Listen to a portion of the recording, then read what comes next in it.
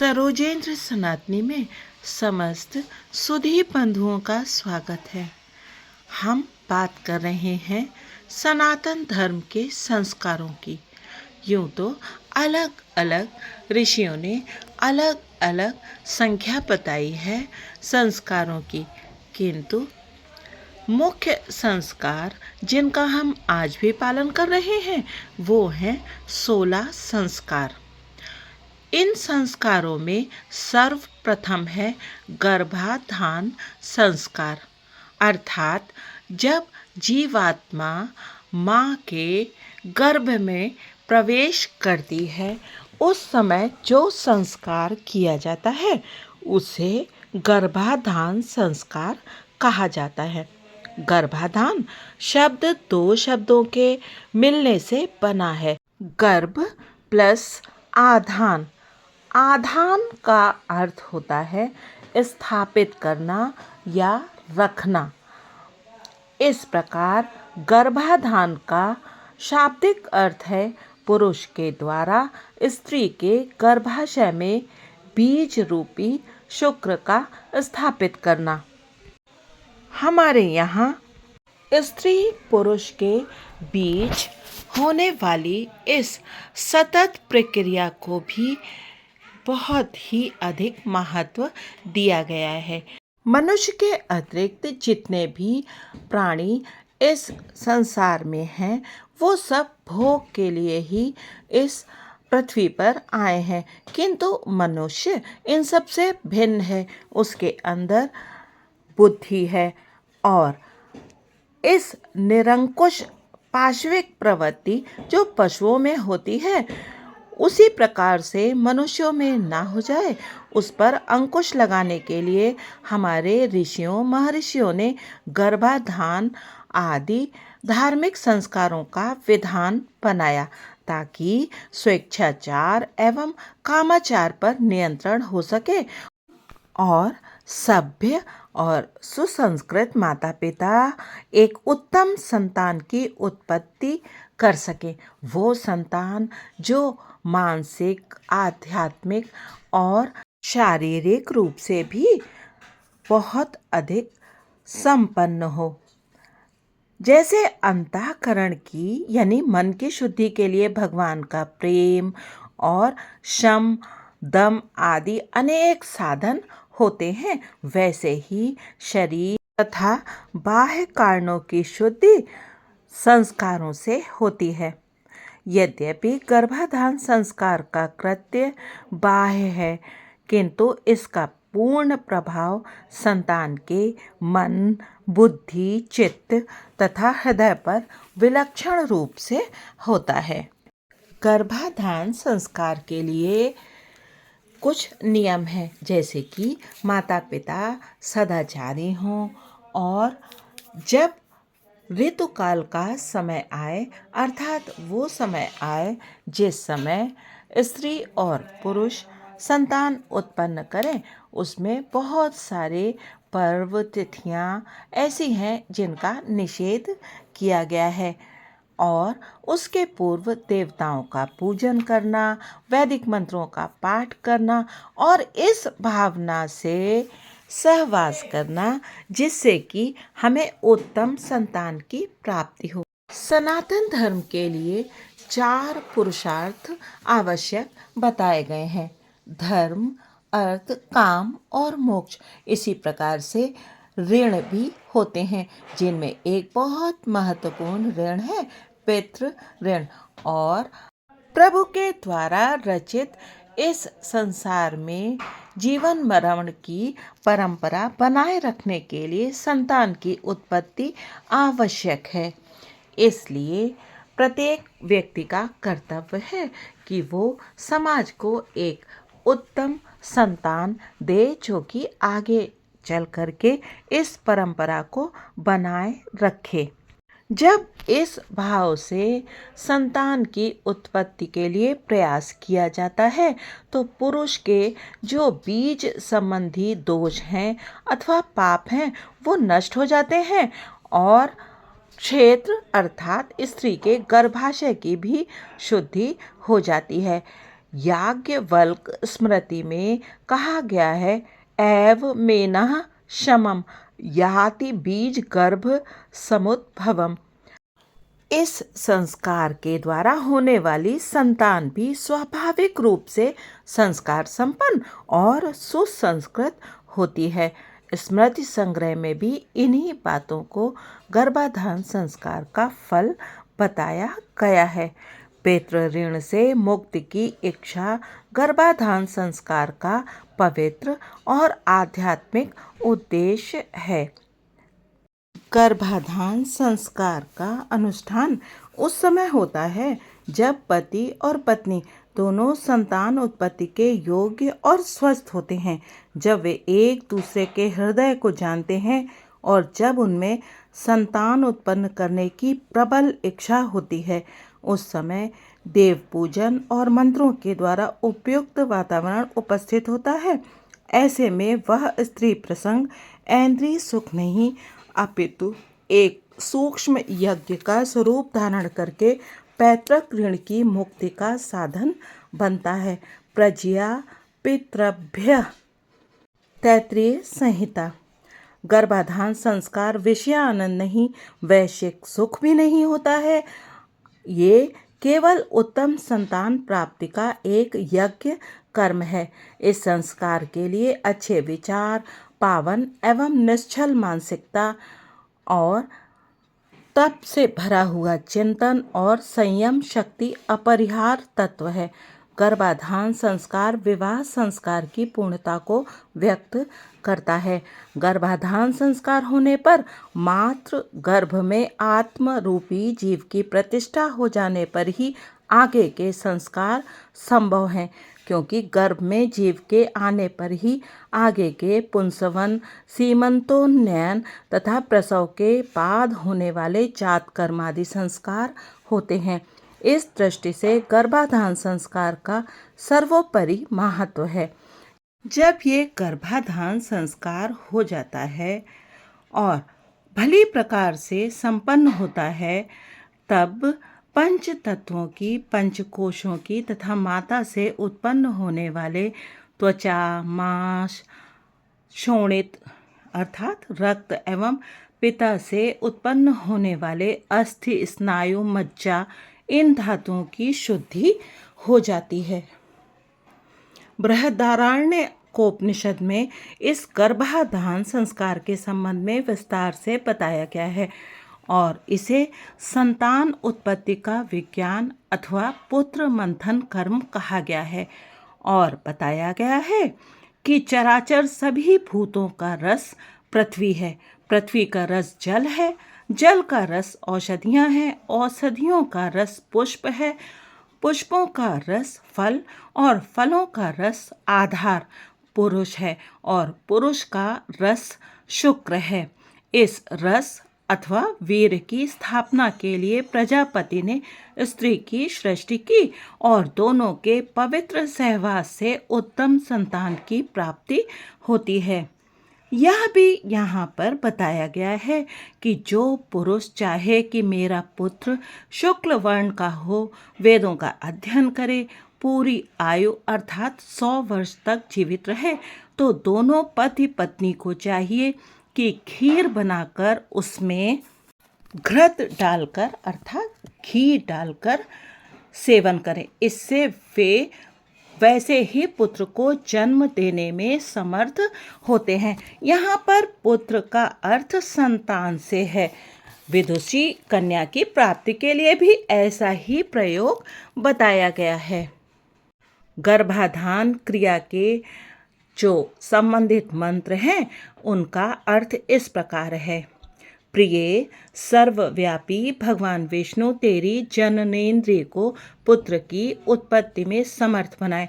भगवान सूर्य तेरे तथा उत्पन्न होने वाले बालक के अंगों को विभाग पूर्वक पुष्ट एवं दर्शनीय बनाए। विराट पुरुष भगवान प्रजापति मुझसे अभिन्न रूप में स्थित हों, तुझ में वीर का आधान करें। भगवान धाता तेरे गर्भ का धारण करें और पोषण करें। हे देवी, जिसकी भूरी भूरी स्तुति की जाती है, वह सिनी वाली जिसमें चंद्रमा की एक कला शेष रहती है, वह अमावस्या तुम हो। तुम यह गर्भ धारण करो। देव, अश्वनी कुमार, सूर्य और चंद्रमा अपनी किरण रूपी कमलों की माला धारण करके मुझसे अभिन्न रूप में तुझमें गर्भ का आधान करें। गर्भ देहि सिनिवाली, गर्भ देहि प्रथुष्टुके, गर्भ ते अश्विनो देवावधाताम पुष्कर स्त्रजो। इतना ही नहीं, सुखपूर्वक प्रसव कैसे हो इसका भी विधान यहाँ पर बताया गया है। और प्रसव करने वाली स्त्री को शोषयंती नाम से कहा गया है तथा मंत्र पूर्वक जल सिंचन की क्रिया को सुख प्रसव का उपाय बताया गया है। यह बृहदारण्यक में लिखा है। अब जब माता पिता गर्भाधान की क्रिया को पूरा कर लेते हैं, उसके पश्चात आचारादर्श में महर्षि पराशर के वचनों में बताया गया है कि ऋतु काल में गर्भ रहने की संभावना होती है, अतः गमन के अनंतर पुरुष को स्नान मार्जन करके आचमन प्राणायाम करके भगवान का स्मरण करना चाहिए। स्त्रियों के लिए स्नान की आवश्यकता नहीं है, क्योंकि उनमें अशुचित्व नहीं रहता। वृद्ध शातातप का कहना है कि स्त्री पुरुष शयन काल में दोनों में अशुचि होती है, किंतु सहवास के अनंतर शयन से उठ जाने पर स्त्री शुचि ही रहती है, किंतु पुरुष अशुचि हो जाता है। इसीलिए उसे मार्जन स्नान आदि से पवित्र होना चाहिए। अब जानेंगे कि गर्भाधान के लिए उचित समय क्या है।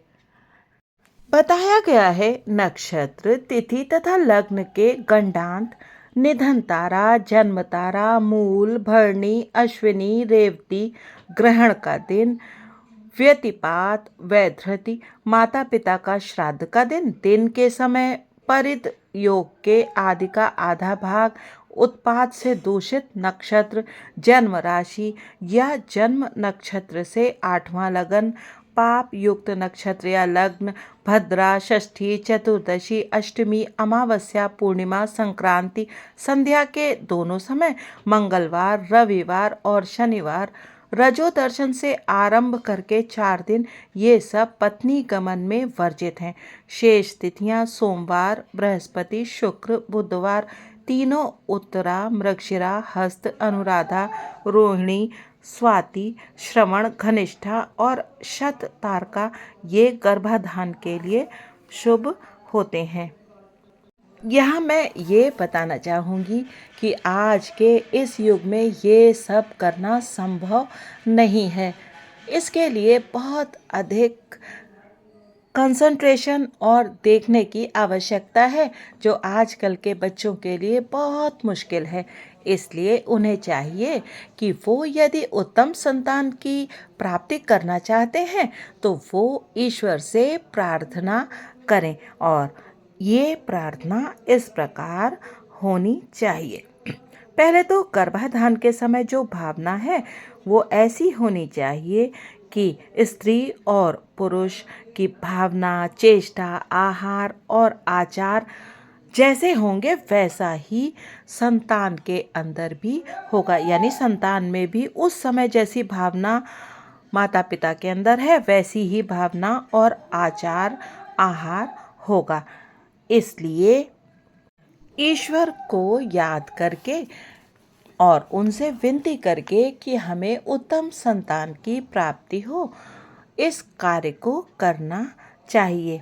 जो माता पिता देवता ब्राह्मण की पूजा सत्कार करते हैं, शौच, पवित्रता, सदाचार का पालन करते हैं, वो महान गुणशाली पुत्रों को उत्पन्न करते हैं, और जो लोग इसके विपरीत आचरण करते हैं उन्हीं की संतान पाश्विक और निर्गुण होती है।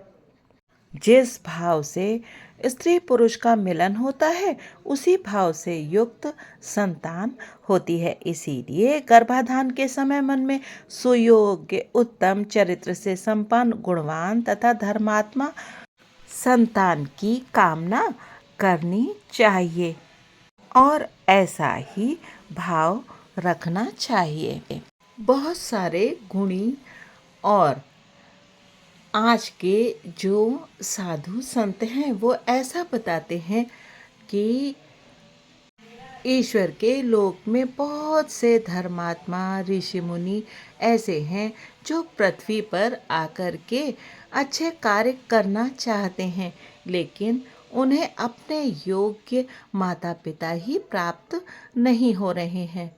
मैं यहाँ पर बच्चों की जो जीवन शैली है उस पर कोई प्रश्न चिन्ह नहीं लगा रही, लेकिन मैं आजकल के जो बच्चे हैं उनसे एक प्रश्न करना चाहती हूँ।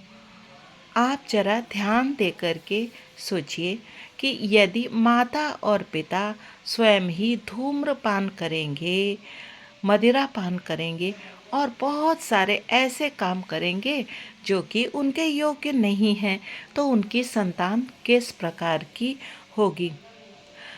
स्त्रियों की लिबर्टी के नाम पे या फेमिनिज्म के नाम पे जो कुछ भी आज बच्चे कर रहे हैं वो समाज में जो चलन चल रहा है उसको देखते हुए ही करते हैं।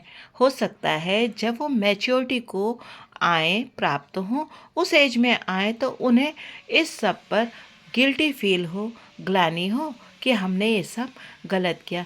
जरा एक बार सोच करके देखिए, यदि माता ही धूम्रपान कर रही है, मदिरा पान कर रही है, तो संतान किस प्रकार की उत्पन्न होगी।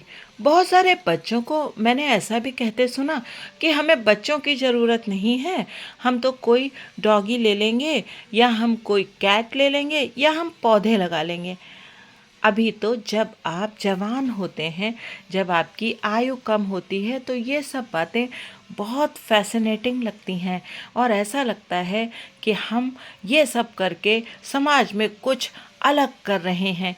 लेकिन जैसे जैसे आपकी आयु बढ़ती जाती है, आपको आवश्यकता महसूस होती है कि आपके पास कोई ऐसा हो जो आपकी बात को सुन सके। पैसा ही सब कुछ नहीं होता। बहुत बार जब वृद्धावस्था होती है तब हमें आवश्यकता होती है कि कोई हमसे मात्र इतना पूछ ले कि आप कैसे हैं, आपको कोई प्रॉब्लम तो नहीं है, और तभी हमें संतान की आवश्यकता रहती है। आप ये भी कहेंगे कि ये तो स्वार्थ है कि हम अपने स्वार्थ के लिए संतान उत्पन्न करें। नहीं, ऐसा नहीं है। प्रत्येक माता पिता अपनी संतान के उत्पन्न होते ही बहुत सारे सेक्रीफाइस करते हैं और फिर वो बच्चों से केवल इतना ही चाहते हैं कि वो उनकी भावनाओं का थोड़ा सा ख्याल रख लें। और यदि संतान उत्पन्न नहीं होगी तो संसार की जो जन्म मरण की परंपरा ईश्वर ने बनाई है वो कैसे चल पाएगी। यहाँ बच्चे ये भी कह सकते हैं कि क्या सारा ठेका हम ही ने ले रखा है, लेकिन आप विचार करके देखिए कि संतान के आते ही जीवन में कितना बदलाव आ जाता है और जीवन कितना सुखद हो जाता है।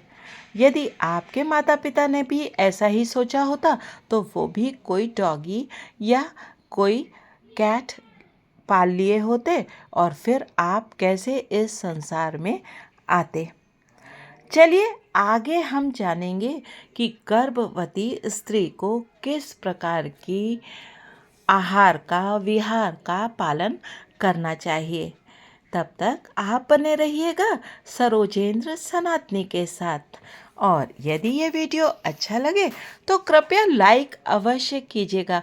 कल वाले वीडियो को कई लोगों ने देखा, लेकिन ना तो किसी ने लाइक किया और ना ही किसी ने कोई कमेंट ही किया। इसी अनुरोध के साथ जय सिया राम जी की।